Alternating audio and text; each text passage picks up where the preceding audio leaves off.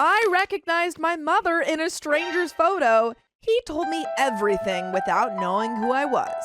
Were you in some kind of disguise? And trigger warning, inconclusive. Ah, yes, your trigger for those who need to know the answer to things. Trigger warning, you're just not gonna find out. I, 23 male, work at a large facility where we take care of seniors that can no longer take care of themselves. It's not exactly a nursing home, as some of our residents have health issues or cognitive problems. Regardless of that, I love my job and work with people every day. By the way, this comes from Throwaway Mother Holy. And if you want to submit your own stories, go to the r/okstorytime subreddit. I'm Sophia. I'm Dakota. And we're here to give good advice goofily, but we don't have all the answers. We only know what we'd do. So please, let us know what you would do in the comments. Please. And Opie says, I was recently reassigned to a new area with residents I had never worked with before. In particular was a man I had never met before, but he seemed like a really funny guy. Both of his legs were amputated, and he has no real family left to take care of. Why did you giggle at that? He seemed like a really funny guy. He had no legs and no family. You gotta learn how to be fun with no legs. What else you got? Arms? Hopefully. While putting him to bed, I saw he had a small pinboard filled with pictures of what I assume is what is left of his family. Many of them are elders like him, except for one picture that contains my mother. What? Like your actual mother? Or like our universal mother, Mary.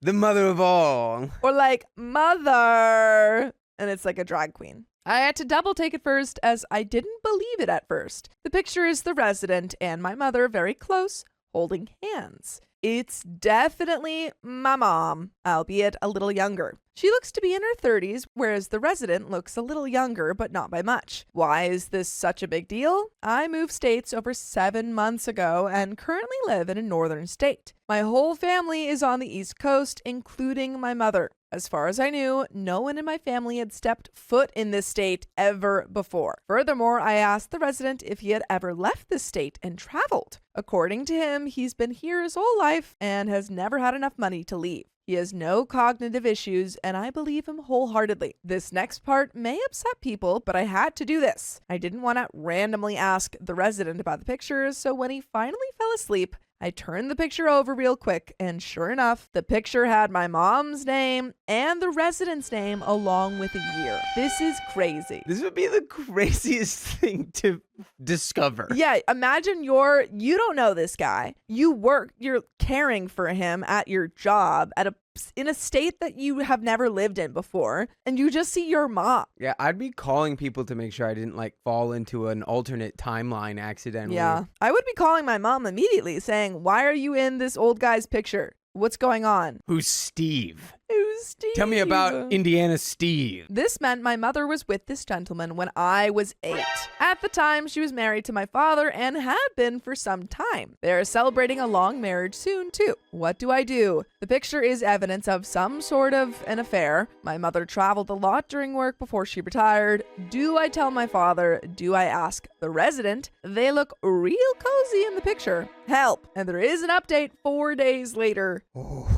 I just can't imagine that this guy in a senior living center, is he the same age as your mom? They're apparently around the same age. I don't know. My thought is secret brother or whatever. Yeah. Because why would you have be a picture of your affair partner? I don't know. Maybe, maybe it was that's the love the of one that got away. Exactly. Yeah. That's the love of his life. It Yeah. slipped right through his fingers. Every morning he's like, I miss you. I haven't seen you in 30 years. You just call your mom, be like, Mom, were you breaking hearts in the northern U.S.? Were you breaking hearts in your 30s?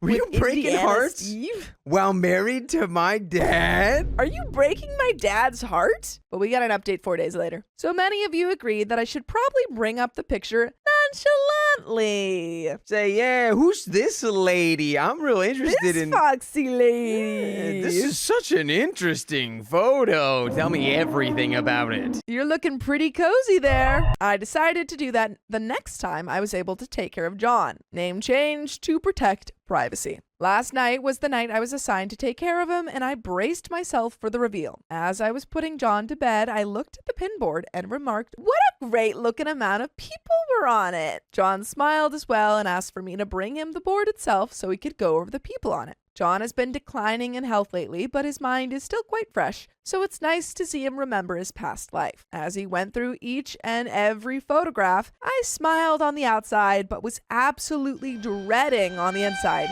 Look, he's like, that's so nice. I love the pictures. That's so nice. Did you hook up with my mom when I was 8? Are you my papa?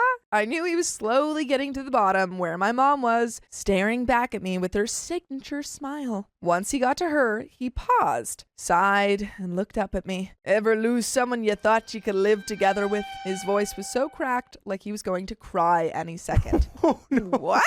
She really did come out here and break Steve's heart. I mean, well, John. Johnny boy. Yeah, but that's his fake name. I like to think his real name is Indiana Steve. His real name is Indiana Steve. I asked him how he met her and who she was. No, I did not care at this point. With the way he spoke about it, it would appear my mother had indeed cheated on my father. John met my mother Joan, again, privacy change, years ago during a business conference. He was a contractor doing repairs on the facility the conference was held in, and my mother was there on business. Yes, that's the thing. Ooh. She was just about her business. Ooh, Old Indiana tough. Steve's falling in love. She says, buddy, this is strictly business. It's all for the conference's sake. I don't care about you, and you don't care about me, I hope. Strictly a... What do they call it? I don't know. Something about a handshake. It's strictly a handshake.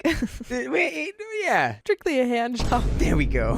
They met, sparks flew, and she cheated on my father, apparently. I don't think John realized he cheated with my mother. By the way, you should realize you can listen to full episodes with stories just like this. Just go to Spotify, Apple Podcasts, or iHeartRadio and search up OK Storytime. But there is a little bit left to this story. Any final thoughts? So clearly, whatever you do not tell Indiana Steve that he was an affair partner. Devastating. Let him hold on to that at least. He's already lost so much. He doesn't need to lose this memory. But we've got a little bit left. I mean, how do you I call my reach out mom. how do you do it? Are you just like, hey, so I met Indiana Steve. I think you just say, hey, you know that new place I'm working at? I've got this really interesting guy that I work for. Do you know him? Do you know him? Because he's got your picture on his wall. Because he seems to know you quite intimately. Mom? But then, like, what does that accomplish? I don't know. A part of me, I think it's a coin flip for me. I might be like, I blindside my mom and call her and be like, what's going on here? Or I might just try my hardest to forget I ever saw that. I just don't think I would ever be able to forget. Like, straight up, just give me the electroshock therapy. Zap that out of my brain. Just like in The Matrix, when that guy wants to forget about The Matrix. And then he does. No, he just does. I just watched The Matrix for the first time. Wait, who are you talking about? The evil guy, the bald one. Need to watch more Matrix. So this person on Reddit says, am I the a-hole for refusing to take my wife back after she cheated just to see if she still had it? Oh, God, that's pretty rough. But OP, I got something for you. Oh yeah? What's that? Come to our live show, May 23rd at the Stray Theater in Hollywood. Wait, how does that help his marriage? It won't. It will help his confidence, though. Show starts at 7. And OP, bring whoever you love, or whatever's left. I like this advice. And if you want to come too, go to okop.show and get your tickets there for just $20. We'll see you there. As soon as he was done explaining, I put him to bed with a fake smile, closed myself in the employee bathroom, and cried. I haven't cried like that in a long time. Dawn told me their relationship ended when she left town after 3 days, but they continued to send letters back and forth for years. He still has them and they're somewhere in his room. How should I go about this? My mom and dad are well known in the community for their rock-solid marriage. Well, it seems like it's more like sponge holy marriage. I mean, it's rock solid because she absolutely locked down the fact that she cheated on her husband. Like 30 years ago. And it's like, again, God, I don't know what I'd do. It's tough. I don't know what's best. This would absolutely unalive my father. How do I clear my conscience but not unalive my parents' marriage? And that's the end of the story. Like, straight up, I don't know. I don't know if you should devastate your father's existence after 30 years. If it was happening right now, I'd be like, okay. If it happened like, 5 years ago, I'd be like, okay. But it's 30 years ago. Oh, and I assume your parents are like 80 or something. Like, yeah. Oh, no. Okay. Yeah. I actually don't know if it was 30 years ago. I just know that they said she was 30 in the picture. Well, if they're about the same age as this guy in an assisted living facility, yeah, it's definitely been a long time. It's been a long while. I'd probably just clear my conscience in therapy, man. Like you gotta talk to somebody about this, because yeah, so you need a professional to give you advice. But I don't think I think it would be low key selfish to like say it out loud to your parents just for your dad. Like if it's like a cornerstone of his life that it's like me and my wife rock solid. Like I just don't know. Is the truth worth the amount of pain that's gonna put him in at that point? The thing is, I think I somewhat agree that it is a selfish need to tell. However, I also understand that at a certain point that secret is just so all-consuming. Yeah. And every time that this person sees her parents, she's gonna think about it. Which is why you need to go and talk to a professional to learn how to cope with those feelings. I don't know what the answer is, honestly, OP. If you told them, I think that technically that would be right. It would, it would throw everything into disarray. This is a real gray area of morality. I don't think I've ever been like, yeah, this is just a secret you need to keep for the rest of your life, but it might be. It's tough. I would talk to a professional and see what they say. Good luck. Oh, boy. Good luck. I don't know the answer. Maybe someone in chat knows. Chat?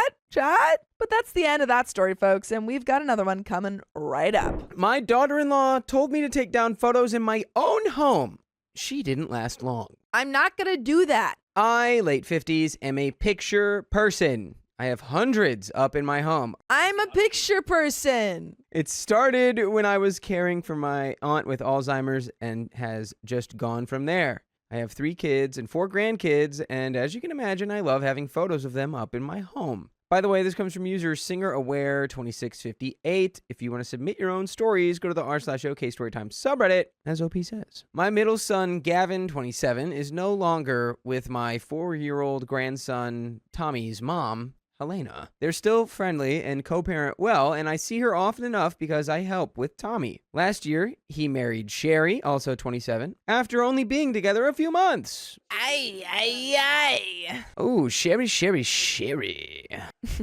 There's a song there somewhere. I can't think of it. My Sherry. My Sherry. She seems sweet, and she makes him happy. We had no issues until this summer when my son asked me to take down any and all pictures that Helena was in to make Sherry more comfortable. I don't have any of her alone, just a few of the entire family and a few when Tommy was younger that my son is also in. I said no. It's my home and I like having them up. I certainly have added many with Sherry in them, but it's silly to take down some just because Helena and Gavin are no longer together. It's still a part of our family history. He asked again a few weeks ago, and I gave him the same answer and told him that I'd be happy to explain to Sherry, but he dropped it. He called me yesterday and told me that it was the last time he was going to ask. The pictures needed to come down, or Sherry wouldn't come to our home anymore. Sherry, what are you doing, Sherry? Sure, you've been here for maybe a couple months. You can't be making waves. If it was your own home, that's one thing. If it's your husband who has pictures of his ex-wife up in the house all over the walls, that's one thing. That's 2 things. That's his mom, though. Yeah. It's his mom, and she has pictures of his ex-wife with her son and their son. I told him that was ridiculous, and he said that it was important to him because they made Sherry jealous and it was affecting the way she was treating Tommy. So... much bigger issue than the pictures in your mom's house, dude. I think Sherry's gonna mistreat Tommy regardless of whether or not your mom has pictures of Helena. Yeah, she might just remember that, I don't know, Tommy's mom is Helena. I think that might be the bigger problem. I am appalled. Apparently, Tommy mentioned a picture in my house, and Sherry threw a fit, and Gavin says that it's making his life difficult. Nah, bro, Sherry's making your life difficult. He brought it up around my daughter, the oldest, who told her younger sister as well, and they both agree Sherry is being ridiculous. I told him if your wife is treating Tommy poorly because of some pictures in my home, home, then you need to think if this is the right person. Obviously, he disagrees, but it has been hounding me leading up to Thanksgiving. My husband is also on the side of we do not negotiate with terrorists, but has also pointed out that they are married and we should pick our battles. I'm wondering if I'm missing the forest for the trees? And there's a quick edit. If there was mistreatment, I would have already called CPS. Sherry has decided when Tommy is there to make herself sparse and not be involved with him anymore. I have told Gavin that's not acceptable, and he says he's working on it, but there's nothing to report. And that's why we don't marry people that we've only known for a couple months in general, but especially when we have children. How can you do that? She's literally going to treat your kid just like an object of shame. Yeah. She's shunning him. She's actively shunning your child. She's shunning little Tommy. Helena knows all of this, and there's another edit here. I won't be removing anything, and if Sherry wants to continue this toddler-like temper tantrum, she is welcome to stay home alone on Thanksgiving. If she wants to grow up and realize that she married a man with a child, she can come, but I'll be having a serious talk with my son. My husband and I are well off and readily help our kids financially. He is welcome to cut me off over this, but I doubt that will happen, as we will react likewise. Also, I counted today when I was cleaning. I saw a maximum of 5 pictures with Helena in them. The fact that this woman is throwing a fit about 5 out of hundreds of pictures is crazy to me. Maybe I'll put up more. Yes. Yes. Make it worse for her. Make it even more, just, I don't know, put up one extra photo. Photoshop her into every picture. Get a landscaping company to mow a visage of Helena into your lawn. Yeah, get one of those Sky typewriter thingies. Sky typewriter? Yeah, what are they called? I guess it could be a typewriter. What are they called, Dakota? If not a Sky typewriter. I think it's just Sky writing. She's just so analog. I just imagine in the back of the plane, there's like a big typewriter just puffing smoke. Yeah. Yeah, I mean, you can't really tell, like, your son, like, you need to divorce this woman, but he needs to divorce this woman. This is insane. But you can imply it. This was a huge mistake. Yeah, big time. There's an update 2 months later. It's been a while since my last post. Gavin and Sherry's divorce. Cha-ching! It was finalized yesterday. Love to hear it. We are all thrilled to put this awful chapter behind us, and I hope Gavin has learned from it. And to answer some questions, a quick Google search says that in my state, uncontested divorces take about 4 to 8 weeks. Luckily, it was on the shorter end of that. And Sherry's pictures came down when my husband banned her from our home due to her throwing a tantrum against Tommy. I wasn't there. But by the way, you can beware. There are full episodes with stories just like this. And that's on Spotify, iHeartRadio, Apple Podcasts, or wherever you listen to podcasts. Just search OK Storytime and find all of our archived episodes there. I love a good divorce. Me too. This one just, it warms the heart, you know? I can't imagine having a child, Yeah. let alone having a child and then just marrying a random person who doesn't like them. The way you said that, you know, I can't imagine having a child, let alone. Yeah, no, I can't imagine any of it. If I did have one, certainly wouldn't be like this. Requirement number 1 from my partner: don't actively turn my child into an object of shame and resentment. Yeah, truly just icky, icky, icky. Well, we have some comments. Oh boy. That girl next Dior says, I'm curious as to who initiated the divorce. Sherry for the pics or Gavin for the crazy? OP says he said he figured that being divorced was embarrassing, but not as embarrassing as staying married to her. Ooh. Shame divorce. Mm-hmm. Nepa Mama says, so you are taking down all the photos that Sherry was in? I'm just curious and fully support you having whatever photos that make you happy in your own home. I personally wouldn't want to see her face if I could avoid it, and she isn't a mom to any of your grandkids. OP says, yes, they were taken down as they brought absolutely nobody here any joy. I didn't throw them away. They're still family history, but they've been relegated to a box on the floor in our basement. We think we've fixed the flooding issue, but I'm not losing sleep over it. Torrential WX.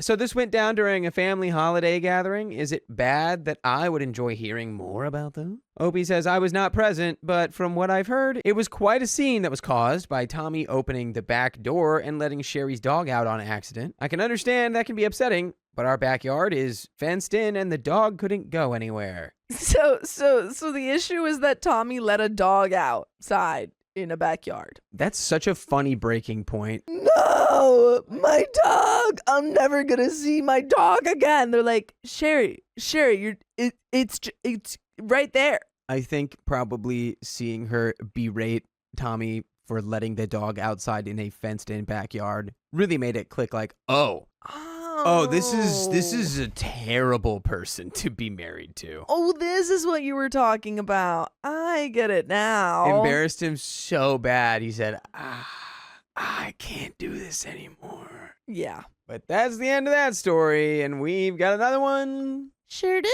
Coming right up. My mother is marrying the man she cheated with and is forcing me to move countries with them. Well, they can't force you if they can't find you. True. I'm 15 male and my life is completely falling apart right now. Okay, maybe don't run away if you're 50. I'm sorry. Don't do that. Don't forget what I said. I need advice. Dakota's already given you bad advice. Well, I don't know. Maybe the more I hear, maybe you never know. Some people want to run away from home for a good reason, right? Francis from Malcolm in the Middle, who famously had a perfect, wonderful life. I need advice because I feel stuck between my parents and I don't know what to do. My parents divorced 3 years ago because my mom, 44 female, cheated on my dad, 44 male, with one of her clients, a really wealthy guy. It destroyed our family. By the way, this comes from Additional River 2609, and if you want to submit your own stories, go to the r/okstorytime subreddit. And Opie says, my mom fought hard in the divorce and got primary custody of me and my sister, 17 female. My dad got visitation rights, but we only see him every other weekend and some holidays. I was so angry at my mom when it all happened. I couldn't believe she did that to my dad, but at the same time, she's always been a good mom to me. Kind, caring, and always there when I need her. My sister doesn't even care about the cheating. She's just like, they're adults, it's their business, and moved on. I see someone who's going to take after mom. I wish I could be that chill, but I can't. My mom's been dating this guy, the one she cheated with, for these past 3 years, and a few months ago, she finally introduced us to him properly. Well, okay. At least she kind of approached it, in the most correct way that you could with an incorrect situation. I would say 3 years is pretty appropriate. Honestly, he seems nice. He's polite, tries to connect with me, and treats us well, but I hate him. Every time I look at him, I think about how he destroyed my family. Now, here's where everything gets worse. They just announced they're getting married this summer. So that's why the introduction happened. I honestly didn't think it would actually happen. I thought maybe they'd just keep dating or eventually break up, but no, it's real. And they're making us move to another country where he lives, just like that. Well, if it makes you feel any better, your mom will probably cheat on him too. This is tough. My whole life here, my friends, my school, everything gone. I told my mom, I'm not okay with this. I can't live under the same roof as the man who destroyed my parents' marriage, and I don't want to leave my life here. She keeps saying I'll have a better life there, go to private school, and have more opportunities because he has money. She says I need to be okay with this. Like, I don't have a choice. My dad found out about the move, and he's pissed. He told me he doesn't want me to go, and that if I want to stay here with him, he'll fight for custody. He says he can't stand the thought of me living across the world with that man, and that I belong here with him. Part of me really wants to stay with my dad. I love him, and I know this is unaliving him. He's already lost so much because of what my mom did, but I also know my mom would be heartbroken and furious if I chose my dad. My sister is fine with moving. Honestly, sorry. Yeah. Honestly, if your mom is furious, that's ridiculous. That would be pretty ridiculous because she's the one who's up and moving you away from your dad. She manufactured this entire set of circumstances. I think moving, if you're separated or divorced, I think moving your children away from one parent I think it's pretty selfish. I mean, even like Unless they're, within the country, they're moving Yes. internationally. Internationally is pretty, unless you've had like extensive talks and everyone's on board. But if one parent's not on board, well, one, I don't think that should be really legal unless there's a safety concern here, but there isn't. And you're just kind of disconnecting him from his kids. Yeah, but the one thing you're forgetting, Sophia, is this new guy has a ton of money. Did we think about how rich he is, though? But you gotta come with me. She's like, Your you have bed to will be made out of big stacks of money. You have to be okay with this. You're going to be like Scrooge McDuck. We're going to jump into pools of coins. Think about the ROI on abandoning your father. It's going to be awesome. My sister's fine with moving and thinks I'm being dramatic. My mom says she has legal custody and I'm going whether I like it or not. And that if dad tries to fight it, it'll just make everything messy and hurt everyone. She sounds not great. She's trying to muscle you right now. She's strong-arming you. I think that your dad has a chance here, and that's why she's trying to convince you otherwise. Well, yeah, I think no matter what, if you're just like, I'm physically not going, and then you just like disappear for a week while they're moving, what are they going to do? Get Interpol involved? Oh, God. Are they going to get police? Are they going to get Interpol involved? Yeah. That's the next step of the story. Part 2, Interpol. She keeps trying to convince me that this move is good for me. My sister thinks I should just go with mom and stop being difficult, saying dad'll be fine and I'm making this harder than it needs to be. Your sister's just so like chill. She's like, I don't care, we're going. Your sister's a real mama's girl. Yeah. I feel so torn. I don't want to abandon my dad, but I also don't want to destroy my relationship with my mom. I can't imagine living with my mom and her new husband in some foreign country, but I also don't know if living with my dad full time would actually work out. I feel it's unfair to be okay with their new marriage and live under the same roof as a man who destroyed my parents' marriage, and I don't want her to marry him. And we've got an edit. But what do you think? I don't know. Pros, cons. What the upside, downside of living with dad? We know the downside, upside of moving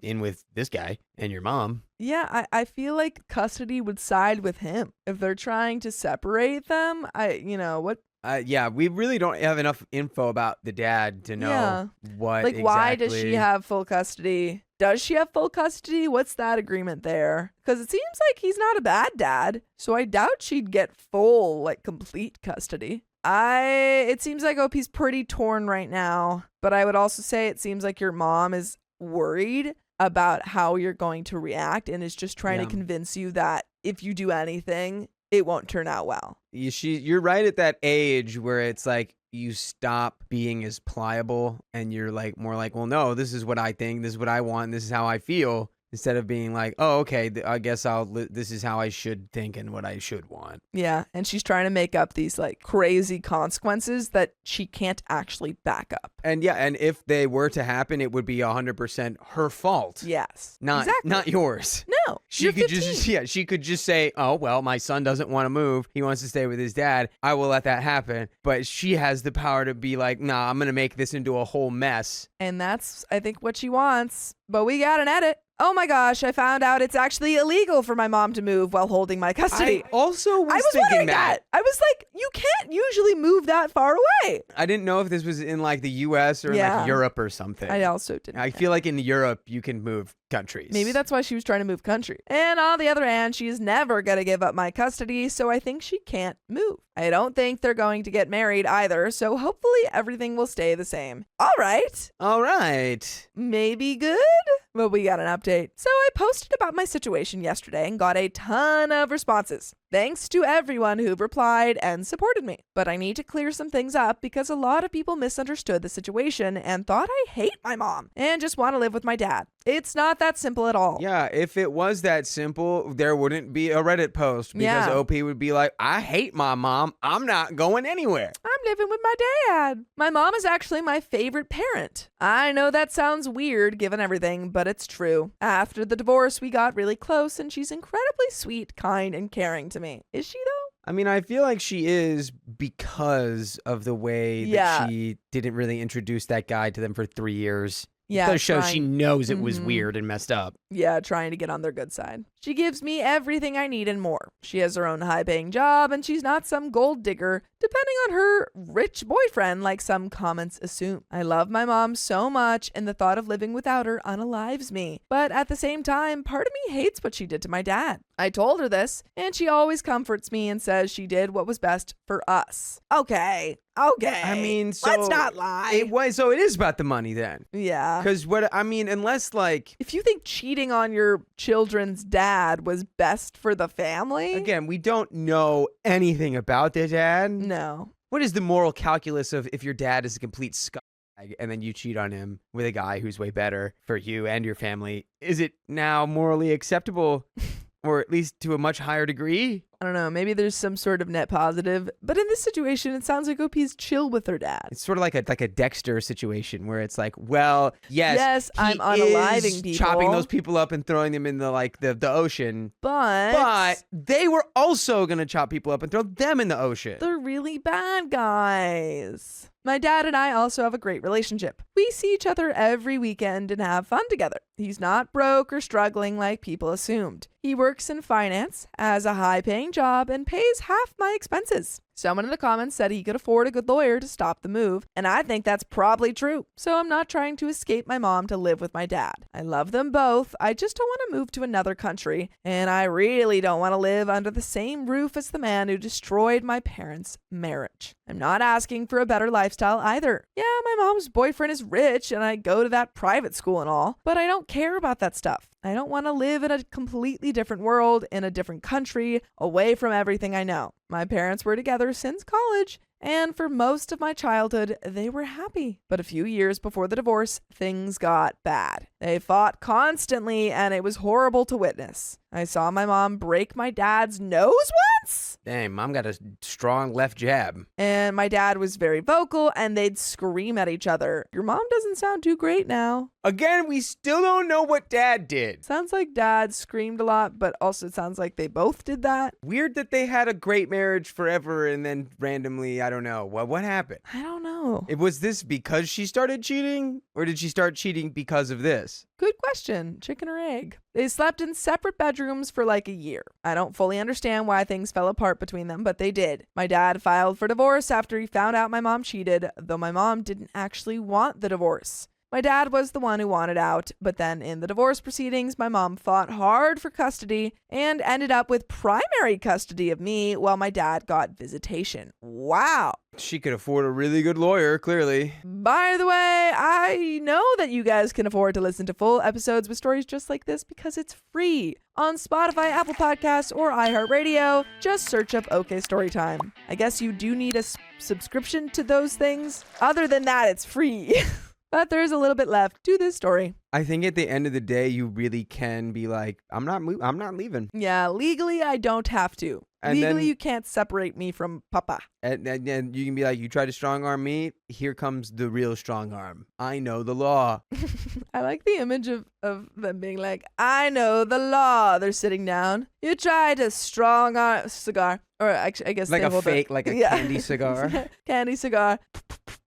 You try to strong arm me. I know the law. It's a candy cigar, so it's just it's just a crunch and a chew. It's a Twizzler. You have to make sure you time it so that the room is dark. When she walks in, you turn around in a spinny chair and you say, Mother, things have come to light. I've got a really good lawyer. I won't be leaving with you. He's blind. And you won't be leaving at all. And guess what? If that, ruins her new marriage or whatever, oops. Wasn't a very strong marriage to begin with, I guess. Oops. We got a little bit left. I talked with my mom and dad both yesterday and today. She told me flat out she's not giving up custody, and my dad is not okay with me going and wants to fight it. I feel trapped between them. I can't live without my mom, but I also can't go that far away from my dad. The biggest issue is I cannot live with that man every single day. Seeing him at the dinner table and having him act like my stepdad, what I honestly want is no changes at all. I want things to stay like they are now. We could stay here. My mom could postpone her wedding for a few years and just keep dating him. And I could see both my parents whenever I want. I have many friends here too, so I'd be happy. My mom wants to move to Switzerland, and I'm 15. All right, I changed my Dang. mind. Move to Switzerland. Where in Switzerland? Move to Switzerland's Switzerland. Pretty nice. You got to move to Switzerland. Switzerland is pretty nice. You can ski the Matterhorn. I will say Switzerland is one of the most expensive places in the world. That's true. Your stepdad is rich. I'm not going to lie. As a snowboarder, I'm moving to Switzerland. I'm sorry, Dad. I'm not a snowboarder or a skier, really. I've only done it once, but Switzerland is pretty nice. I think, you know, And you don't even really have to like learn the language that fast because they all speak English. mom and stepdad, super rich. International travel becomes very doable. Yeah, because maybe they have to like meet a certain amount of visitation rights still. But I don't know. Yeah, I understand. I think you could probably I'm fight mostly it. being just jokey, mostly. I'm like 80% Mostly. joking, 20% serious, but I do think that you could fight it though if like that was really what you wanted. Update 2. I talked to my mom and dad again separately. Somehow I convinced them to meet each other tomorrow and I want to tell them everything I feel. They agreed to it. Oh, and that's it. Trigger warning, inconclusive. no! Hold on. I think that you have a legal leg to stand on here, OP. Give him a moment. Okay, so there is no update, but you know, something that was in there that it made me think about is, yeah, your mom did break your dad's nose. Yes. So, yeah, I don't think your mom really is that great, No, to be honest. Like, I agree. Switzerland aside, I think a lot of the behaviors and stuff that she's doing, like, that are Concerning. positive, are just coming from a place of, like, knowing that what she did was really messed up and terrible. No. All we know is that your dad had a lot of like, it seems like they both had a lot of verbal going on, but she broke his nose. Yes. And one of those is worse. And I'll let you guys decide. But we got another story that we're going to get into. My mother signed me up for a matchmaking site without even asking me. Well, did you get any matches? I, 19 female, am in my second year of college. I grew up in a very traditional conservative family in the Bible Belt. I still don't know what I personally believe, and I think I have time to figure that out. My parents, especially my mom, have made it clear that they believe it's their responsibility to take care of me until they can hand me off to a husband. Ay, ay, ay. By the way, this comes from a deleted user, but if you want to submit your own stories, go to the r/okstorytime subreddit, and OP says, my mom has told me multiple times that I should have my kids before 25, Dang. that I should look for a man in his late 20s or 30s who is stable, and that college was a bad idea because student loans would affect my future husband's and family's finances. Ay, ay, ay. Yeah, mom's in the full-blown, like, you don't exist as a person. You exist as part of another person's existence. You are a rib in your husband's body so You're- that he might create children. You're a womb. A womb needs no aspirations. Mm-mm. Recently, she's been pressuring me into something like a semi-arranged marriage. She wanted me to sign up for a matchmaking site where parents set up and chaperone dates for their adult children, see if they like each other, and look at possible marriage. Okay, that's a fun vibe. She sent me multiple screenshots of men, usually 7 years older than me or more, but when I told her I wasn't interested, she told me, you don't have to love him at first. A godly marriage isn't about that. You'll fall in love after marriage. I would be limiting the amount of contact I had with these people. You know, I think this is really where my silly baby technique Yeah. comes in handy the Yeah. most. You go, okay, mom.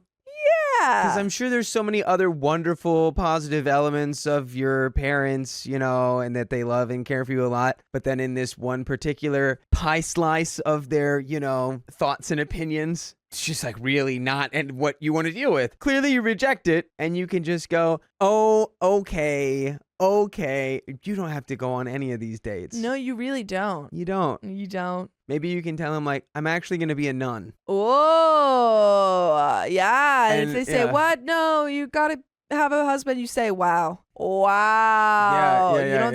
You don't support the Lord? And then as years go by and you're still not a nun, and they ask you, hey, what's going on with all that, you know, you becoming a nun stuff? You go, that's none your business.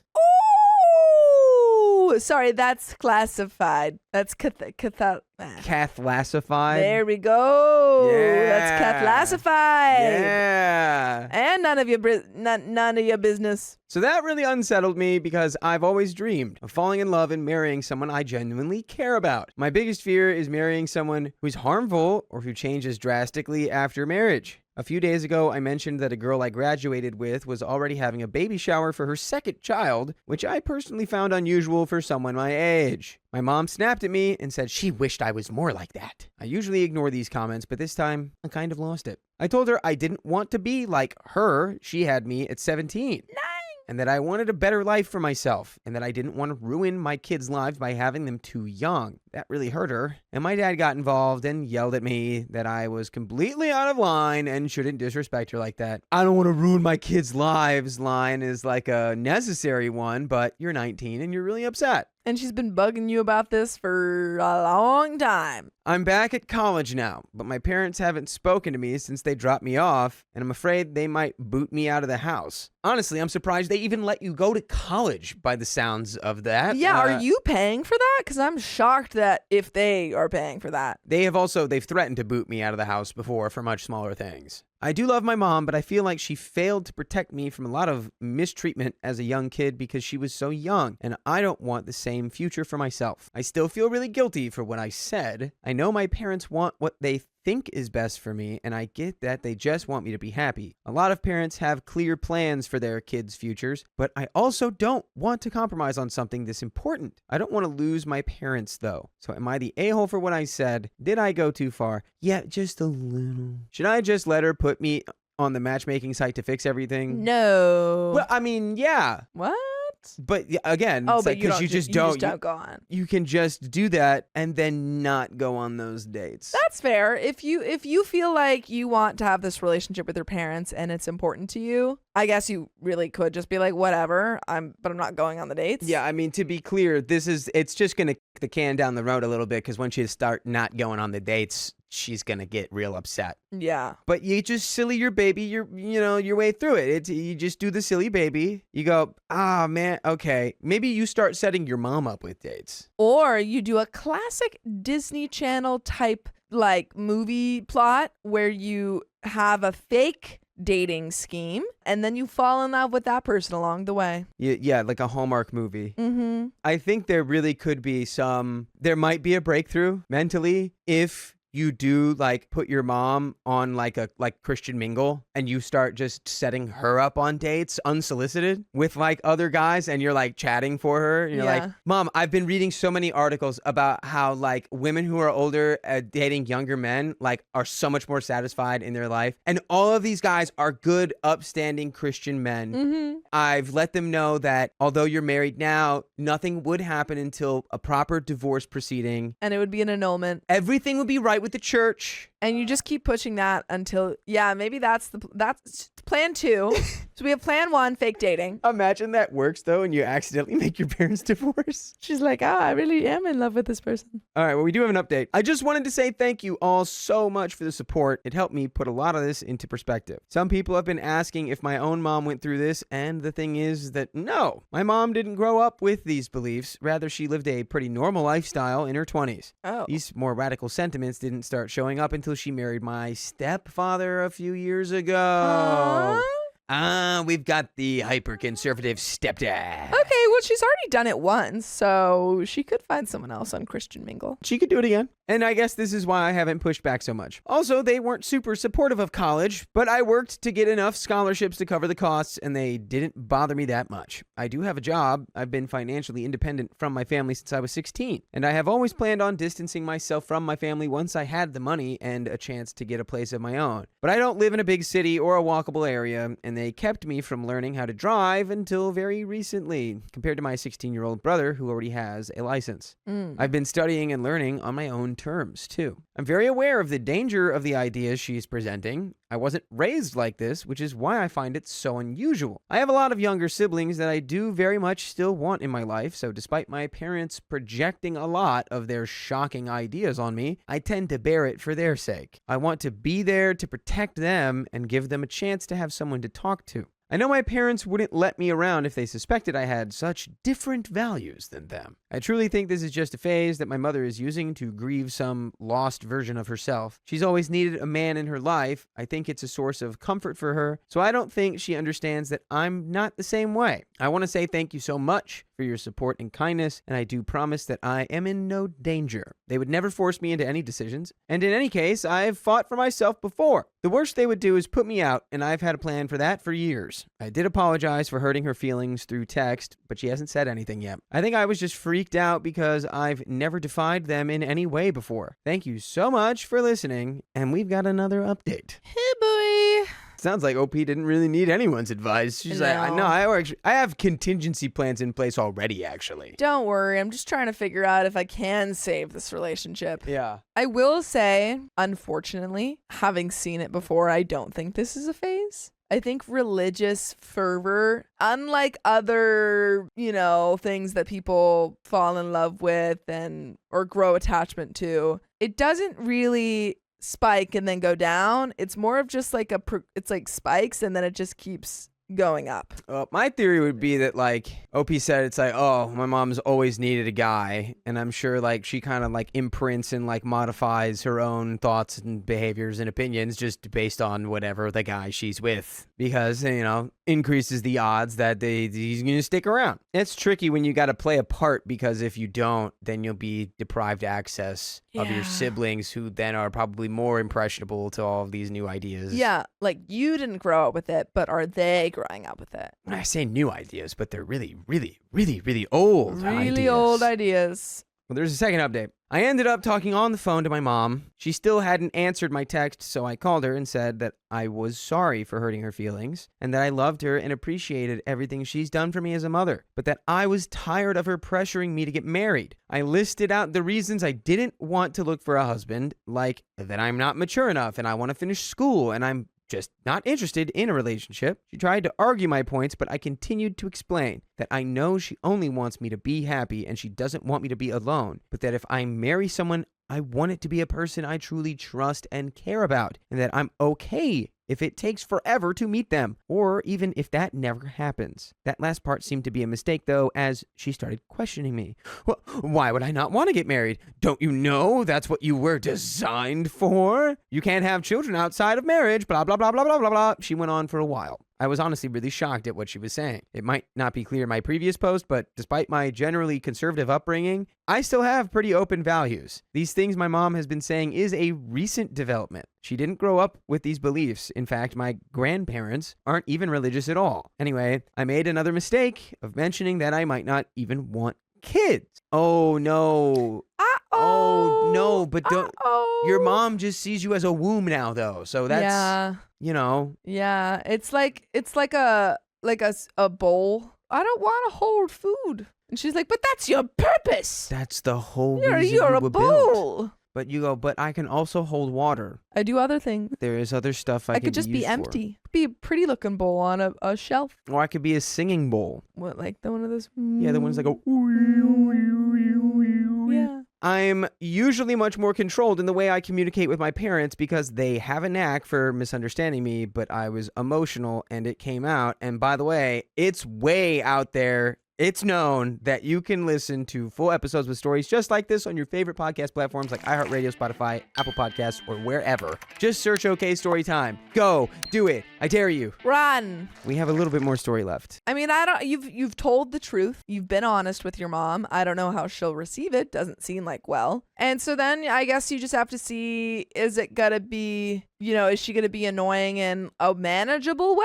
Yeah. Or is it gonna be in a really intense way where you need to take a step back? I feel the need to explain the silly baby technique here, because Illustrate away. The silly baby technique is just for your own brain to feel better about having to interact with your mom. Because imagine there's a silly little baby, they're like 3 years old or 4 years old, and this silly little baby's trying to explain to you that the moon is flat and is like a piece of paper in the sky, and they know exactly how and why and blah, blah, blah. Would you really argue and waste your energy trying to tell the 4-year-old that the moon is not flat? Or would you go, oh, what a silly baby little thought that is? What a silly baby. And you would placate them and be like, that's so interesting because they're 4. Yeah. And you know what? It doesn't really matter if the 4-year-old thinks the moon is flat. They're 4. I mean, you should probably tell your 4-year-old that the moon is not flat. They'll figure it out. They'll get it. But right now, I'm not going to waste my time digging my heels into the ground to convince a 4-year-old that the moon's not flat. Because one day, they'll probably change their mind. I guess that's different because your mom might never change her mind. But the point is that you just don't bite emotionally, mentally. It's just like white noise. She's just trying to bait you in a way that she doesn't even fully understand she's doing, but it is a bait. And there is a really fine little line that you got to walk on because you want to be able to deal with it in a way that you can process it, but you also don't want to interact where like she feels she's being belittled and talked to like a baby because then she'll probably get upset. It's really an internal state that you have to be in. And there you go. That's the baby. That's the silly baby technique. So my mom latched on to this and began lecturing me on how I shouldn't close my womb and some other freaky stuff I've never heard her talk about. Like how she's terrified I'm going to be brainwashed and that she wants me to marry soon because she knows the temptation of waiting for marriage is difficult and that she's trying to protect me from ruining myself. Yeah, it really sounds like your mom has fully projected this onto like her own youth. Big time. And if she had you at 17, yeah. She's trying to save herself by saving you. Yes. At that point, I just let her talk. When she asked if I understood, I told her I did, and that I would take all that into consideration. She seemed satisfied. Anyway, I just wanted to update you guys that things are much worse than I thought. It's pretty cemented that I'm eventually going to leave my family. I'm just scared because I have siblings that are over 10 years younger than me, and if I leave, what am I leaving for them? Will rules tighten if I leave on bad terms? I think this will be a slow process. And that is the end of that story. In the time that you have while you're still allowed to be around your siblings, you just kind of make it known that they can always talk to you. You say, hey, if there ever comes a time where I can't be here, you are always welcome wherever I am. If that just means you need someone to talk to, if you need somewhere to stay, you're always welcome. And that's really all you can do, you know? Yeah. And one day, your siblings will be old enough to have thoughts of their own. Mm-hmm. That'll be its own bridge to cross when it happens. Yep. All you can do is, you got to look out for yourself first. You got to put the oxygen mask on yourself first. Big time. That is the end of that story. And we've got some comments from a previous video. Sure do. And these comments come from the video, My Fiance Dumped Me Because I'm the Breadwinner. And this was posted June 28th, 2025. And this TLDR comes from Story 1. OP's husband Luke and his best friend Cara were both excited about her upcoming wedding to her fiancé, Steven. Cara comes from a wealthy but humble family, while Steven grew up with very little. No way, Indiana Steve makes a new appearance? Yep, he's everywhere. Ever since the engagement, Steven started feeling more and more insecure about the money gap between their families. This is just like The Great Gatsby. Cara's family never looked down on him, but comments from his coworkers and the stress of wedding planning made things worse. One night, Steven told Cara he could not marry her and she should find someone from the same world as her, and walked out. The wedding is canceled, the deposits are mostly lost, and Cara is now heading to Kauai with her family instead of on her honeymoon. If you're curious to know the full story, you can go watch the full video. And we've got some comments. Comment 1 from David Harshman. Wedding cancellation story. I gotta say, this reminds me of Uncle Iroh pointing out that pride isn't the opposite of shame, but the source of it. That guy has so much pride and shame, he really needs to help unravel that. This guy knows ball. Leaves on the vine. Joy McClure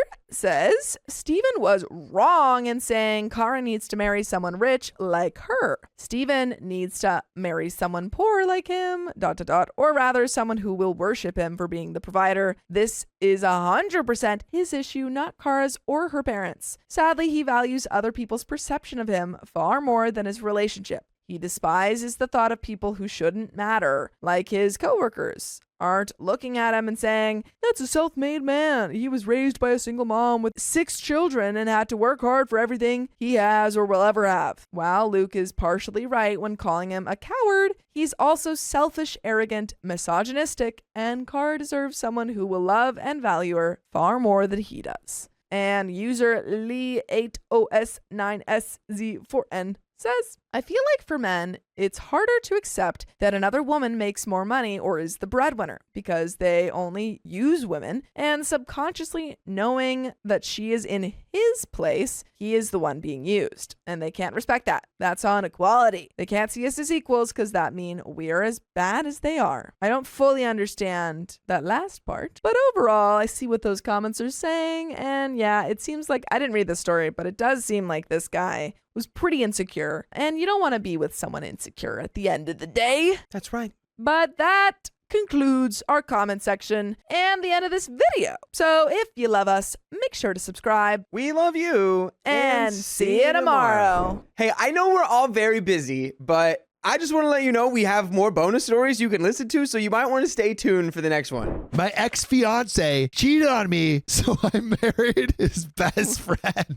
The Uno reverse card. I met my ex-fiance when I was 19 years old, female. We met on a website meant for musicians to form bands together. I met my ex, 18 male at the time, let's call him Shane, a couple of days after he reached out to me if I would join his band. This is kind of like a indie comedy plot. Yeah, from band joining to home wrecking. Ooh. We had a jam session together, and I guess I was smitten from then. By the way, this comes from Remarkable Ostrich on the r/okstorytime subreddit. If you want to submit your own story, go submit it there. So he was very charming and charismatic. And even though we didn't start a relationship with the intention of dating solely for music, we ended up forming a romantic relationship. He is from a very wealthy family, like stupid rich, is from the LA relationship, super tall and fun guy. He's very interested in how music can be made with machines with the rise of AI. I graduated a year before while he graduated high school, a couple months after we met. Both of us wanted our independence from living with our parents and decided to move out together since financially it would be easier to afford an apartment where we live with two people contributing. Our intentions were to continue dating while we lived together and made it clear that if anything happened to our relationship, we would be civil and help each other with the apartment until we could fully separate things, the usual spiel. I feel like they're moving in together too quickly.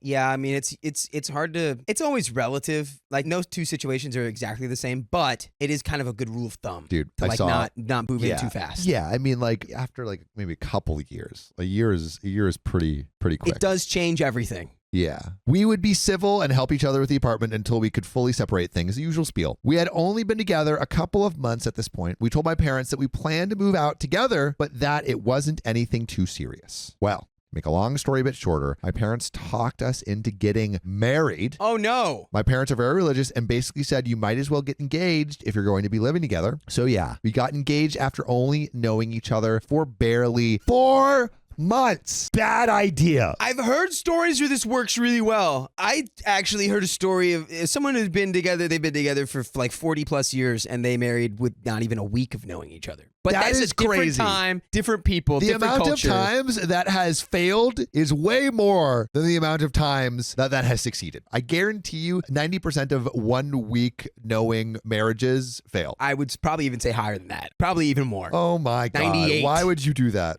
Barely 4 months they've been together. Thanks, Mom and Dad. Not to mention we were literal teenagers. I guess at the time I didn't think much of it. He was nice and we had a lot of interests in common, though there had been a couple of red flags. I swept them under the rug because I had been in a lot worse relationships, don't ask, but we got engaged, things were good, and I was excited. For some context, it's very common to get married at a very young age where I'm from, so it really wasn't all that weird. Are you from Provo, Utah? Because maybe that's the case. Might be. They get married young over there. They get married after 4 months in like Provo. What? For sure. Yeah. I mean, if you're in college, if you're going to BYU, I did a series with Mormons where I threw a party for 100 Mormons. I did. I watched that. Yeah. I didn't realize. I remember. I mean, I knew about that. I didn't realize that they were 100 Mormons. Yeah, it was 100 That's Mormons. crazy. And dude, like the fastest people would get married would be like 2 months. And it was normal to have like 9 months to like a year married. That's crazy. Yeah. It's very common to get married at a very young age where I'm from, so it really wasn't all that weird. But overall, I was excited. I will come back to the red flags in a bit. Well, we moved in together, and before I knew it, things started to turn sideways. We began fighting. He started ignoring me. He seemed to turn into a completely different person. Looking back now, it feels like he dated me to be able to move out of his mom's house because as soon as we moved in together, he dropped the charm. He became distant and cold and stopped caring for me no matter how much effort I put in. He replaced his mom with you. Ugh.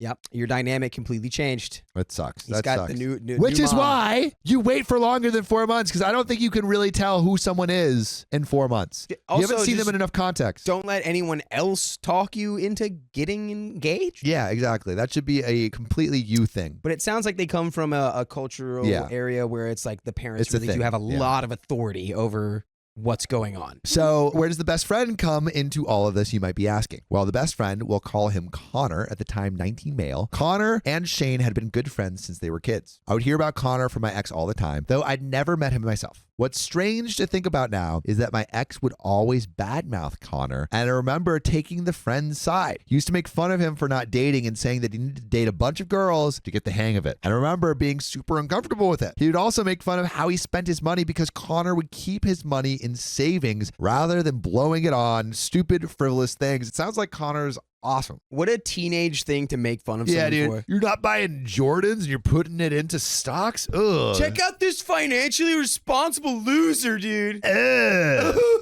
I remember telling Shane that his friend sounded mature and responsible, and he would shrug it off. He'd be like, "What are you, a dork too? Yeah. What are you? Why don't you go put some money in your saving account, nerd?" There was one night where we were playing online games, the three of us. And I remember my ex continuing to make fun of / ruin the things I was working on. Minecraft right there. Knew it. He's like, "You call this a house?" He just explodes it. Connor later told me that he had felt bad and gone in and fixed what Shane had ruined. Connor literally had built you up while Shane is tearing you down. Yeah, Connor's building you a home. Yeah. Shane's blowing it up. Maybe you should move in with Connor, both yeah. in Minecraft and in real life. I think out of the two, I'm on Team Connor, right? I didn't know this until later. I remembered my conversation with Connor being quite pleasant as well. But anyways, things with Shane just went downhill real fast. He became a completely different person, and suddenly the red flags stuck out to me, and I felt stupid for dismissing them. He used to make fun of a lot of things about me, but at the time I thought it was like a type of flirting because he never sounded that serious. And I guess I was used to being made fun of for my style, so I took it. Aw. Year-old flirting.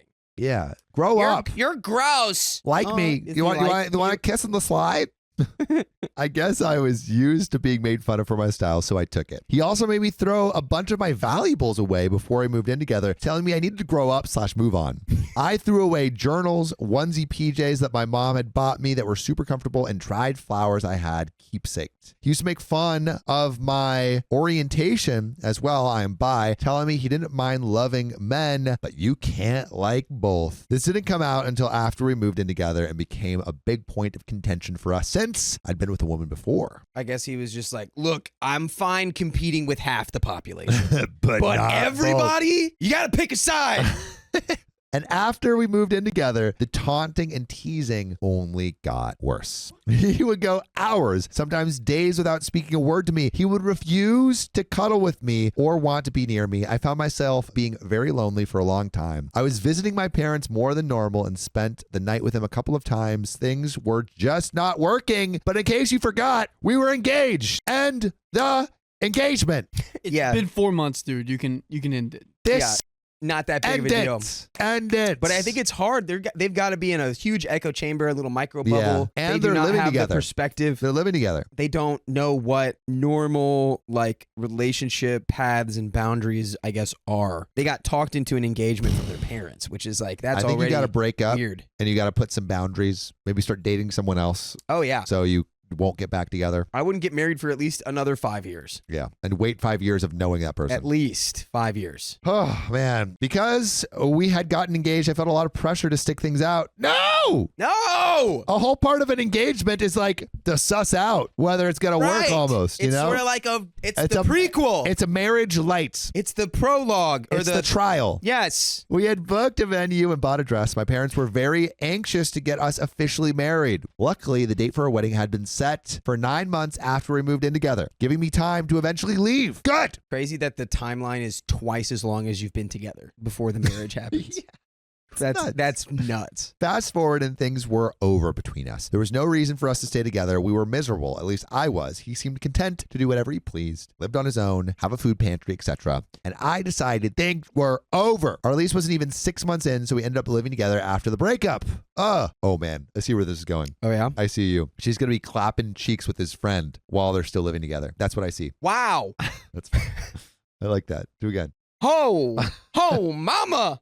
What's that? Do I hear a round of applause? No, it's just OP and the best friend. That's going to be tough. That's going to be tough. The last week of us living together, okay, we fast forward another 6 months. I had decided to finally do something for myself. John, we're going to get back to the story, but you're old. You're as old as me now, pal. I might be as old as you, but I feel like you have oodles more wisdom. I've got some wisdom in this old noggin. You got a piece of wisdom for me right now? Always respect you.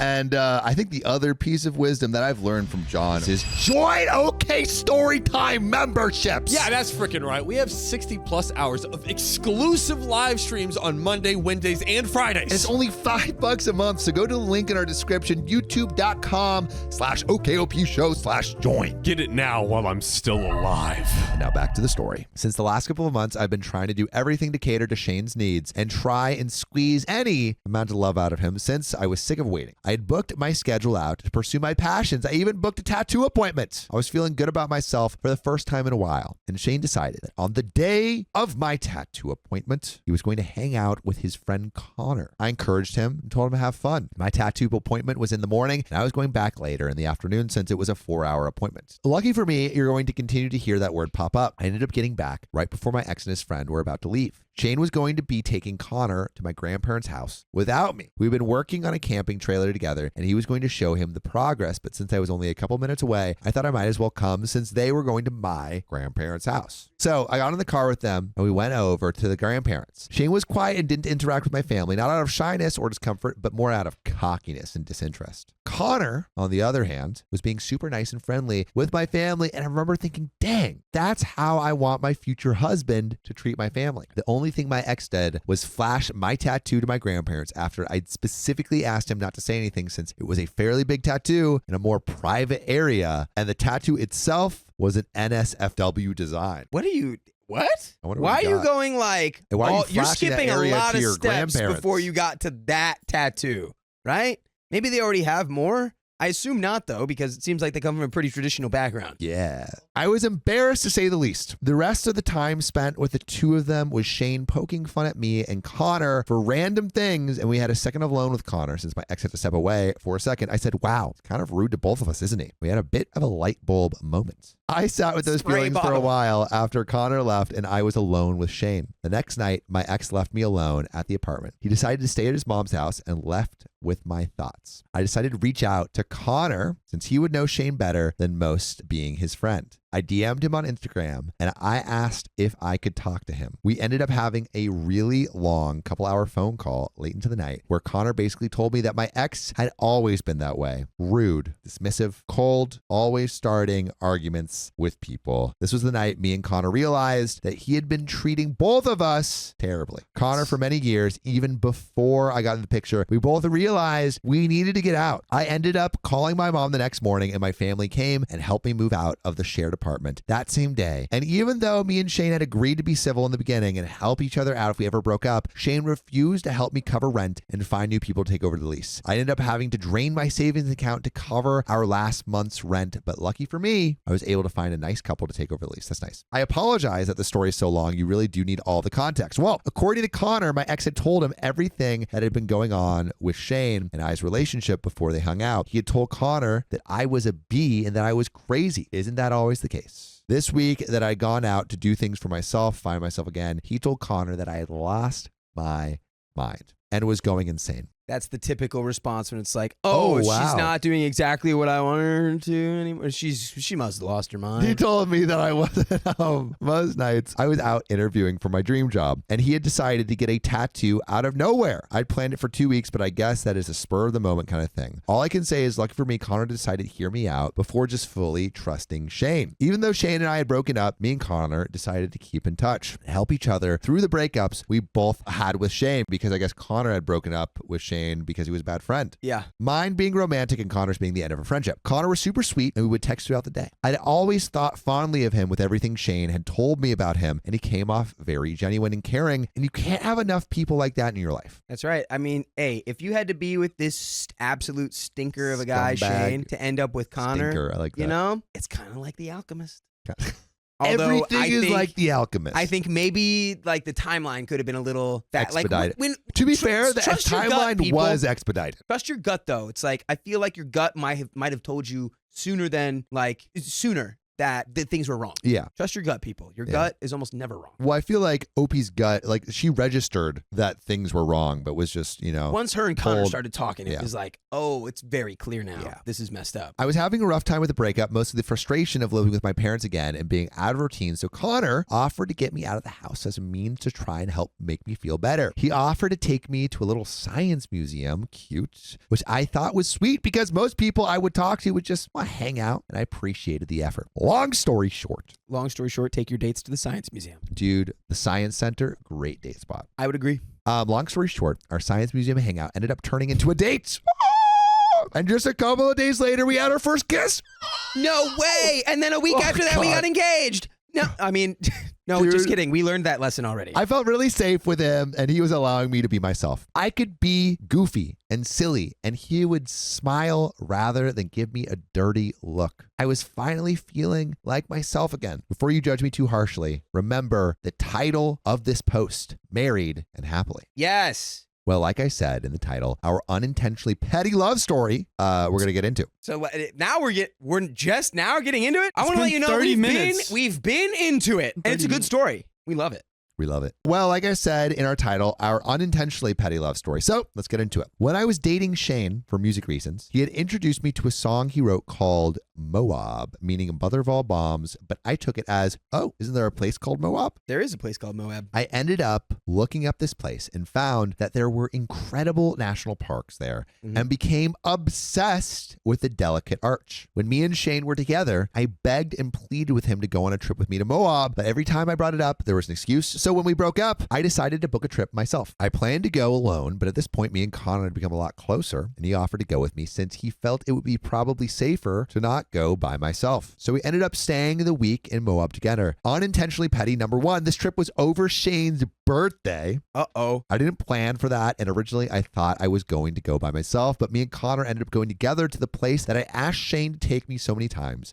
Also, Shane doesn't have any right to be upset about anything because he was blowing up your Minecraft house. And who is the Shane man rebuilding is it? A piece of poop. Connor. I had only planned on going down for that day, but luckily I didn't because there was so much to see and I wouldn't have been able to do it all if I only was there a day. Connor booked the hotel and everything because he knew how important it was for me. Connor is the best. Connor is good. And when I saw the good the one. delicate arch for the first time, I cried because it had really become an important part of me as I had painted it many times and even had it painted on my guitar. Seeing it for the first time was so special to me, and having Connor by my side, knowing he put in all this effort to help me accomplish my goal, was so meaningful. That's awesome. Unintentional petty number two. Me and Connor decided to get an apartment together. And can you guess what our move-in date was? Well, we moved in the day me and Shane were supposed to have gotten married. You can't make this stuff up. That was the only day the apartment complex had available in the time frame we were looking for. We sat in our balcony in our new apartment and ate pizza together over a wedding that luckily never happened. I feel like that's a good omen. Yeah, You're like- going back to our favorite book, The Alchemist, this is an omen. It's all about that the you should pay omens. attention. It's all about the All omens. about the omens. Luckily, never happened. Also forgot to mention that Shane had wanted Connor to be his best man, officiate our wedding. And unintentional petty number three, Shane introduced me to some new music while we were together. One band in particular struck with me. I ended up introducing Connor to my music, and funny enough, he ended up clinging to the band Shane showed me. The song Shane and I, were supposed to dance to for our first dance was by this band. Connor didn't know this, and a few months after we moved in together, we were at that band's concert with the VIP tickets. It is now Connor's favorite band. Say what you will about Shane, but he had some good music taste. Apparently, By the way- Connor approves. Yeah. And by the way, if you want to have good tastes in podcasts, you should listen to our podcast where we release every day, multiple times a day on the OK Storytime podcast. That's right. So, Spotify, yeah. Apple Podcasts, wherever you get podcasts, just search us. Just search OK us. Storytime. And then you can treat your ears to a nice, tasty little delight.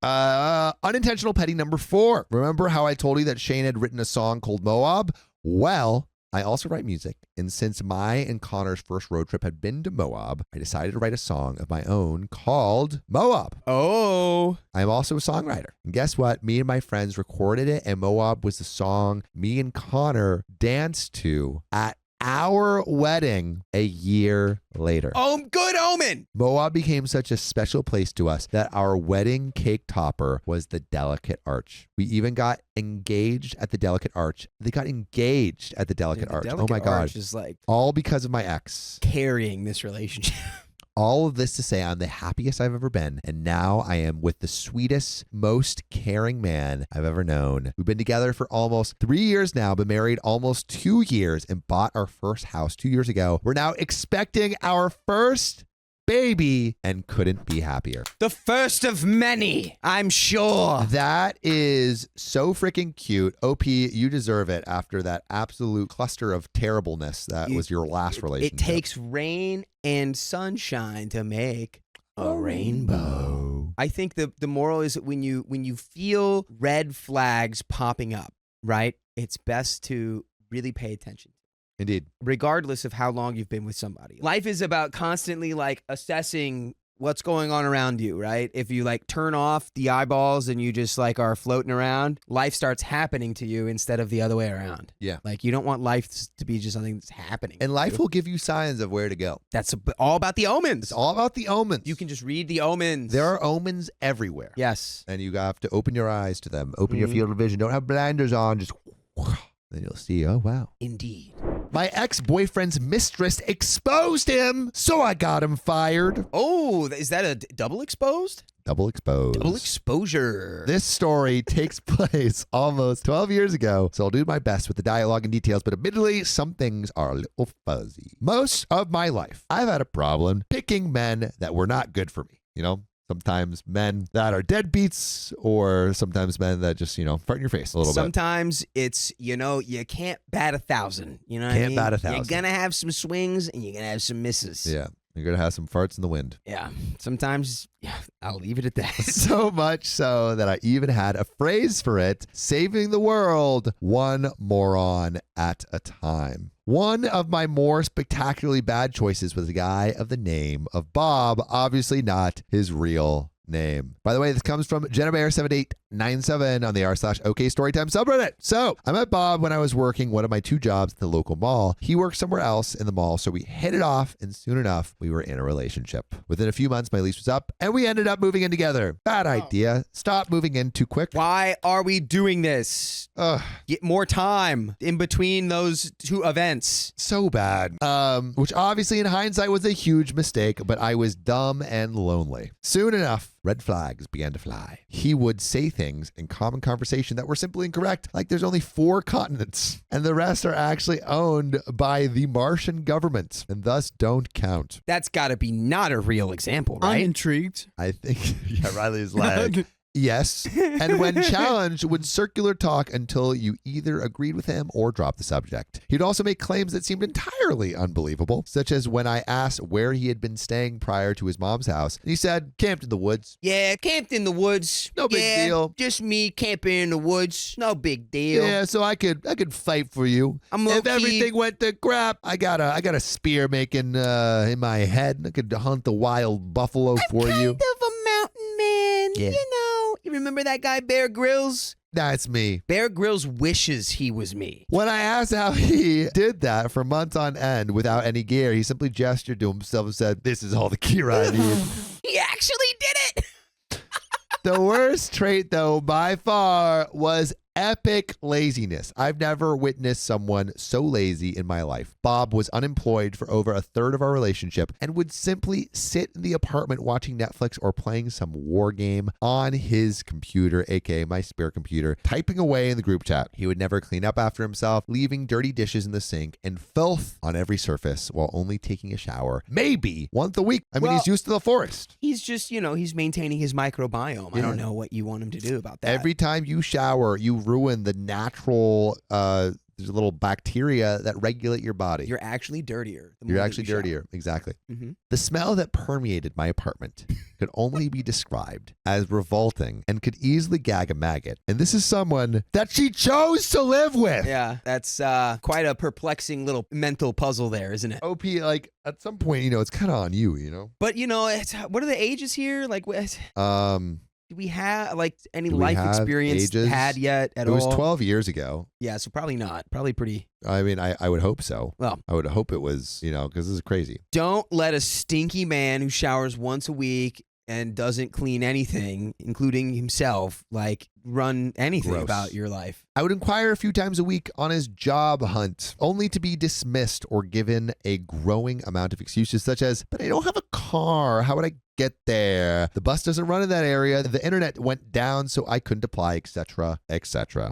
I'm sorry, this guy's a loser. He's a big loser. Loser. Meanwhile, I am working double and triple shifts at my job to try to make up the lost income and running him all over town in my off time, getting applications and helping him fill them out and turn them in. Keep in mind, he doesn't have a cell phone, and all of these apps have my contact info on them. Thus begins the era of him holding my phone while I'm at work so he can make calls or schedule interviews, as well as I can get a hold of him from my store phone if I needed to. Why are you dating this guy? Things began getting weird. He began staying up later and later on this group chat, sometimes till almost dawn. Sometimes we would hang out all evening until it was time to go to bed. Then he would always make up some excuse for why he needed to check the game before bed, and he'd be right there. Hours would pass, and no Bob.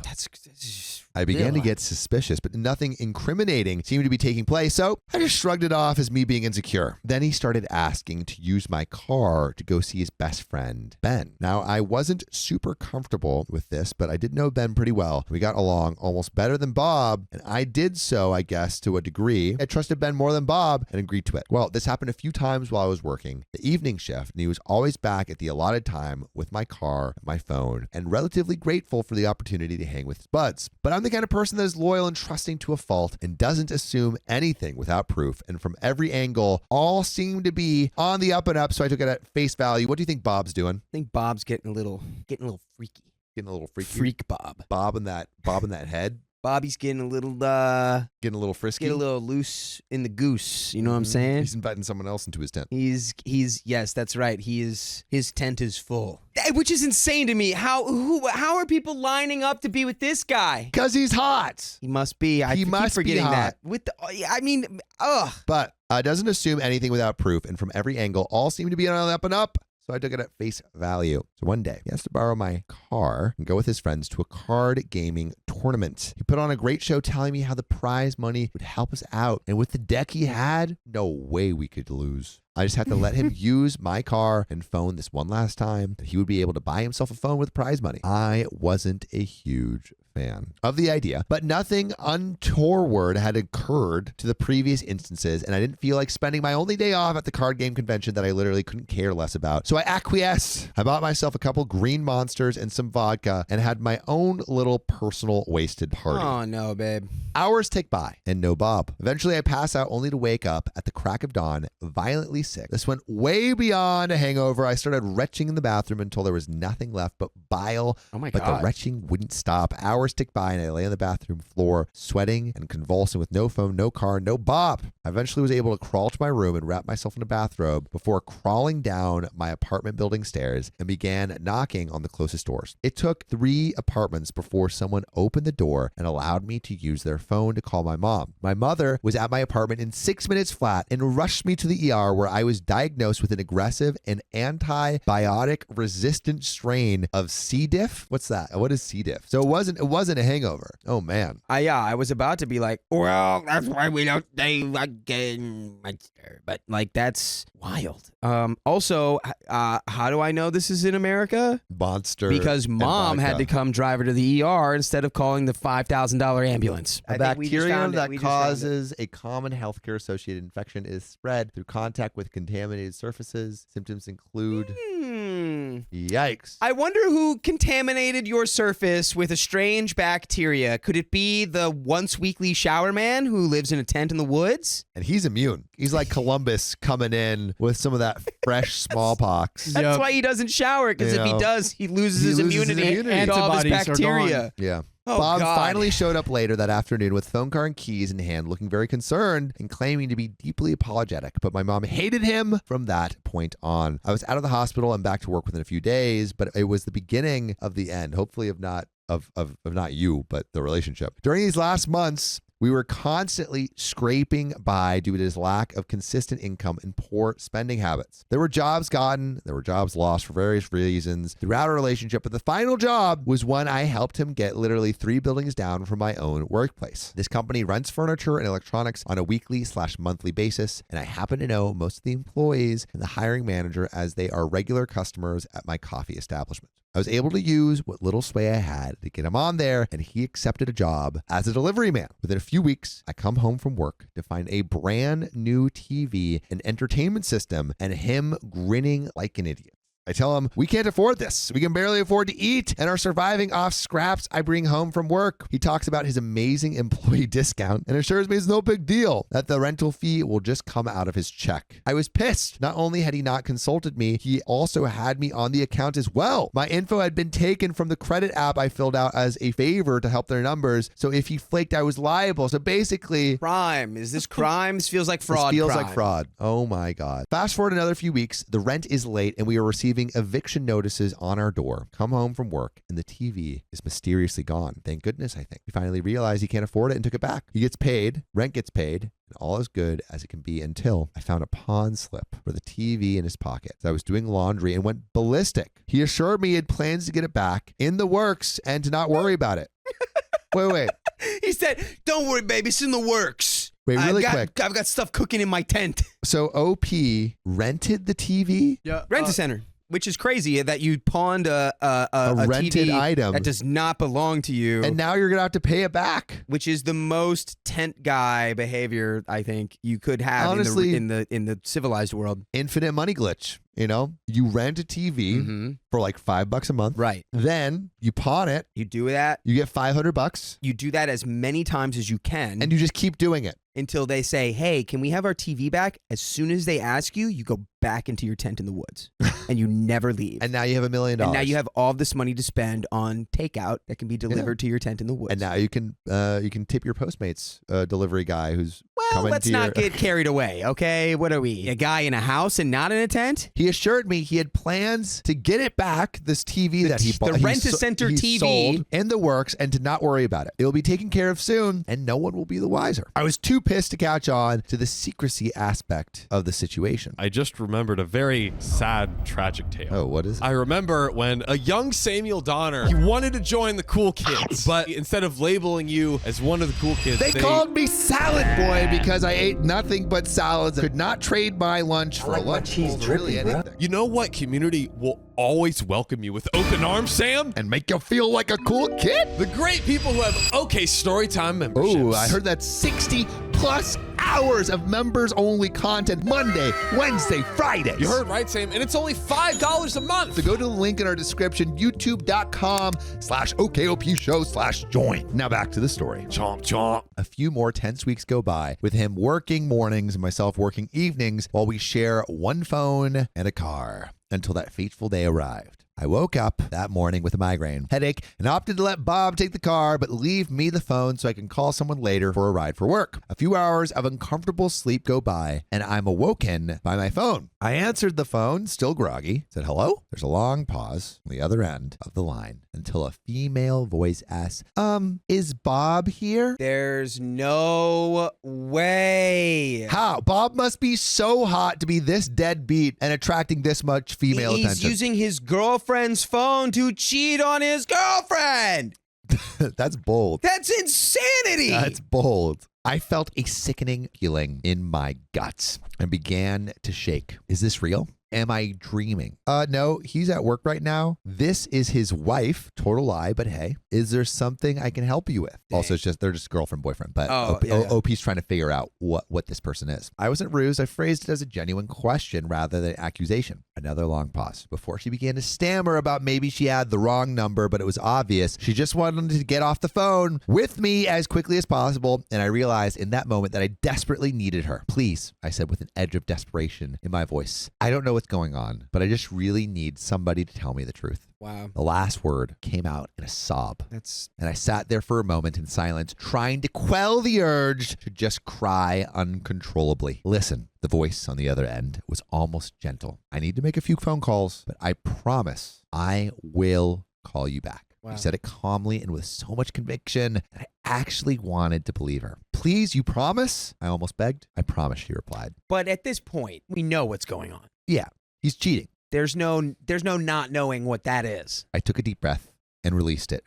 I'll talk to you soon, and hung up. I then proceeded to aggressively pace my living room floor, staring at my phone while chain smoking and muttering to myself like a crazy person. I knew who she was calling. I was relaying all those little red flag moments in my head from the last few months, pinning down dates or behavior I'd found suspect when the phone rings again. And it's her. I froze for a moment, shocked. She followed through and called me back, terrified of what this meant. I answered the phone, and what followed was about the most soul-crushing 45 minutes of my life. It takes 45 minutes to admit you cheated? After initial introductions, June, again, not a real name, and I began comparing stories, and it became glaringly obvious what was happening. They had been in a relationship several years prior and had run... Okay, wait, I thought the relationship had started several years prior and it was continuing. No.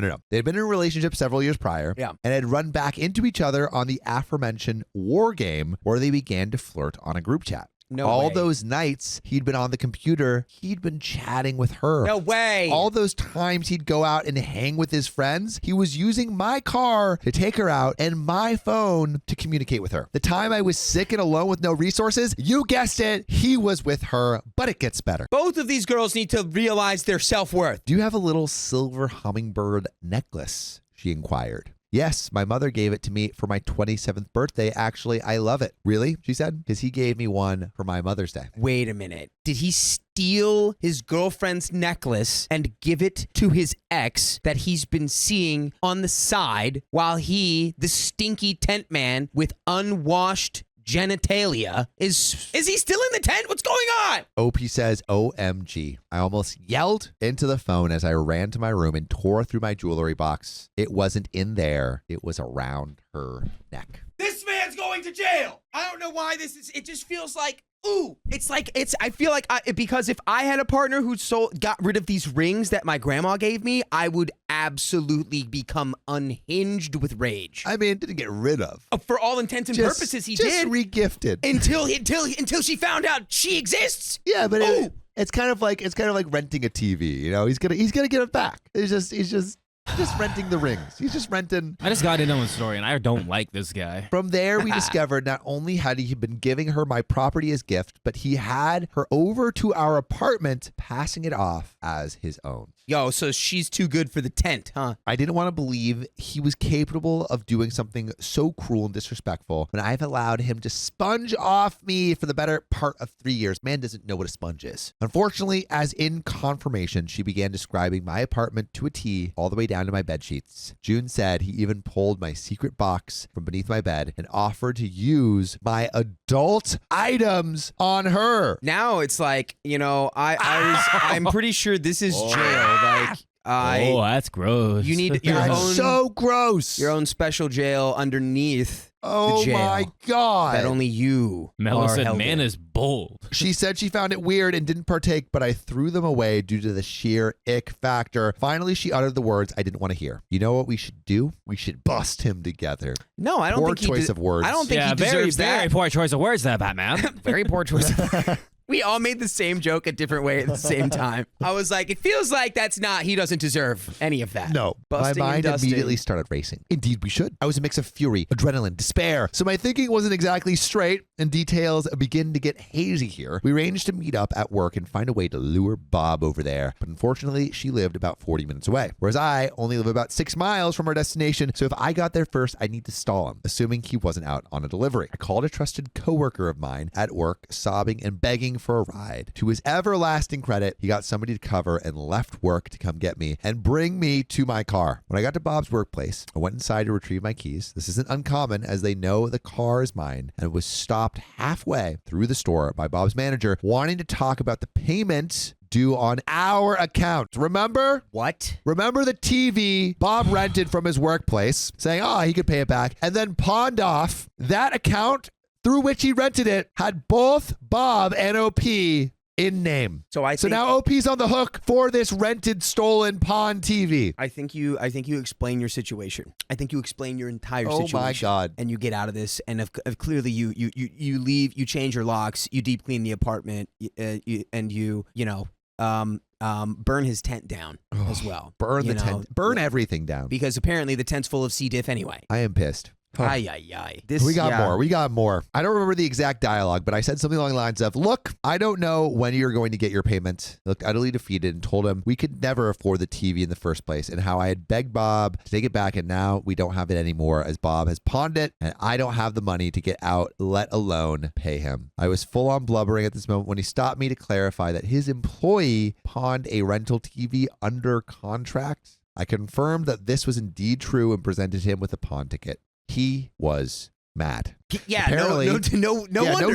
No crap. Apparently, such an act is illegal and his terms for immediate termination. Yeah, but he assured me that if I could get the TV back to him, there would be no harm, no foul, and he would terminate my contract without any penalties. I thanked him for his understanding and told him to let Bob know I would be over at my workplace. My heart is pounding in my chest and blood is roaring in my ears. What was I going to say? What was he going to say? Would June make it here before he did? My heart sinks when I see Bob's hulking form making its way in my direction. Hulking in like a sexy way? I'm thinking like, or like just big. Yeah, like a Hulk. Boom, boom, boom, boom. Oh, God. I frantically scan the parking lot for June's car. She's not here yet, and I'm out of time. He hits the door looking out of breath and guilty as heck, and I just stare at him, stone-faced. I walk outside silently to light a cig, unsure of what exactly to say, and he follows me wordlessly outside. He starts in with, "It's not what it seems." And it's all just a terrible misunderstanding, and I just let him dig himself deeper and deeper into his hole of lies. I listen, I nod, I pretend to understand until a particular car pulls into view. Ah, yes. June parks in the Raggy. space directly next to where we were standing, gets out of the car. "Hey, Bob, how you doing?" Bob has gone visibly pale, and again, June is the other person Bob was hooking up with. The ex, Yeah. former ex. A former ex. He hangs his head and sits down at the curb, saying nothing to either of us. June and I greet each other and awkwardly shake hands before again returning our attention to Bob. June begins berating him on his lies and deceit, unveiling all of our mutual info and subsequent conclusions, while I stood mostly in silence, agreeing at the appropriate times, but mostly still in shock. After 20 minutes of this, I finally mustered up the courage to take my stand. "We are done. I don't want to see your things ever again. I'll pack up your things. Only $2 worth, and your sister can come contact me in a few days to pick them up. Now, I want your key." I held out my hand and looked at him. He says, "Not until I get my stuff out. Then you get your key," he replied. I tried to argue, but he continued to refuse and used his large stature to his advantage, knowing I'd have no chance in a physical altercation. He turned and walked away, heading back towards his workplace. So just really quick, that's the moment that you call your landlord or wherever that you say, "Hey, the locks need to be changed immediately." You explain the situation, and that's what they do. Yeah. Say you But want it the done, thing you need it is, done today. It is hard to do that if he's on the lease. But is he on the lease? I don't think he is. He may not be on the lease, so then you can change the locks. No problem. I would. If he is on the lease, the landlord may not do that.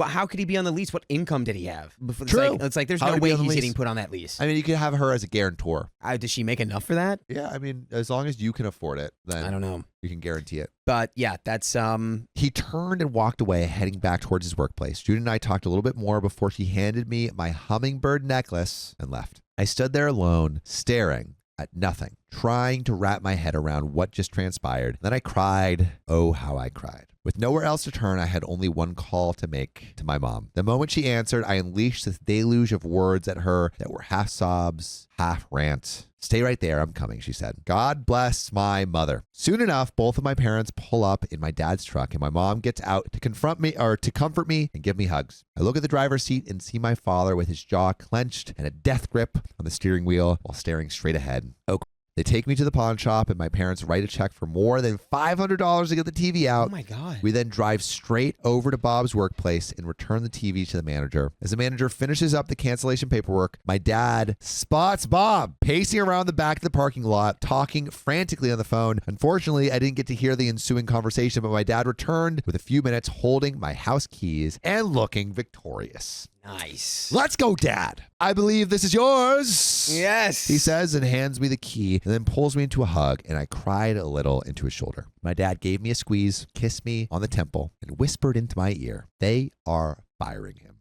Good. Go back to your Deserved. tent. Deserved. You stinking pitiful Sloth man. I leaned back to look at my dad, and he just smirked and said, Now he's jobless and homeless. Go into the tent with which you came. I thought about it for a moment before I said, in my most sarcastic tone, oh no, I'm so sorry about that. We laughed about it a little, and my parents gave me some words of wisdom before leaving me to drive myself home, where my best friend was already waiting to keep me company. Bob and his sister showed up a few days later for his pitiful boxes of stuff. He tried to talk to me, to explain, but my best friend descended on him like a harpy if he muttered more than a few syllables in my direction, so he was shut down almost immediately. Goat friend, goat dad, True. and also goat ex-lover. June came in clutch. Yes, June was being deceived as well. Say what you will about Bob, good taste in women. I mean, in a way, you're not wrong. Yeah. But unfortunately, they first could not be, the spell of his woodsman musk could not be overcome until it was just so so clear. obvious. So Yeah. clear. Yeah. He left that night, and I've never heard from him since. I blocked him on social media, but there was no really need to do that, as he made no effort to contact me on any level. That's Bob, ever lazy, ever deluded, and always an a-hole. So here I am, many years later, married to my high school sweetheart and the mother of 2 beautiful little boys, and grateful to have moved on when I did. The experience with Bob certainly took its toll. I lost a lot of weight due to a lack of appetite, but had a myriad of trust issues moving forward. But the point is, I moved forward. That's right. By the way, if you want to move forward with your life, put us in your ear holes every day, every second, every hour of your life by going to our podcast, OK Storytime, wherever you get your podcast. You can listen while you're doing other stuff. It's great. Just search it up. Search OK Storytime. OK You Storytime.